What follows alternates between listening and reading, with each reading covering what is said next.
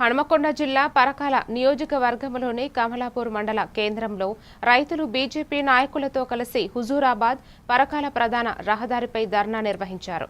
ఈ సందర్భంగా గ్రామ సర్పంచ్ పబ్బు సతీష్ మాట్లాడుతూ వరి ధాన్యం కొనుగోలు కేంద్రంలో రైతులు తీవ్ర ఇబ్బందులు ఎదుర్కొంటున్నారని ఆరోపించారు.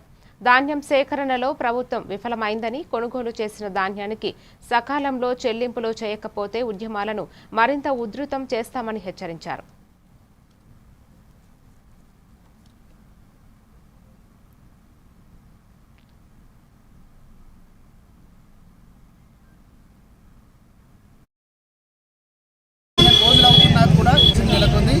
వరి ధాన్యం కొనుగోలు ప్రారంభమై దాదాపు నెల 15 రోజులు అవుతున్నా కూడా ఇప్పటికీ వరి ధాన్యం కొనుగోలు కేంద్రాల్లో ఉన్నటువంటి సమస్యల పరిష్కారంలో ప్రభుత్వం పూర్తిగా విఫలమైంది.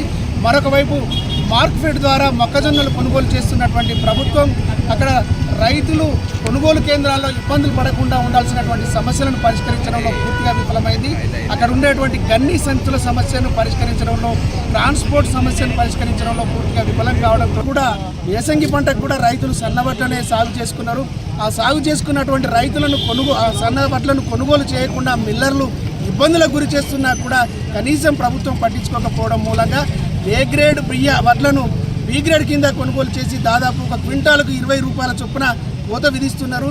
మళ్ళీ తాలు తేమ పేరుతోటి, తరుగు పేరుతోటి దాదాపుగా ఒక్కో బస్తకు 4 కిలోల నుంచి 6 కిలోల వరకు కోత విధిస్తూ ఉంటే ఒక క్వింటాలకు 12 కిలోల చొప్పున రైతు నష్టపోయేటువంటి పరిస్థితి నెలకొన్నది. దీంతో రైతులు ఇంకెప్పుడు సాగు చేసుకోవాలి, పచ్చి రొట్టె ఎరువులు ఎప్పుడు వేసుకోవాలనేటువంటి ఆందోళన ఉన్నారు. సబ్సిడీ పైన అందించేటువంటి పచ్చి రొట్టె ఎరువులను కూడా వెంటనే అందించాలని డిమాండ్ చేస్తున్నాం.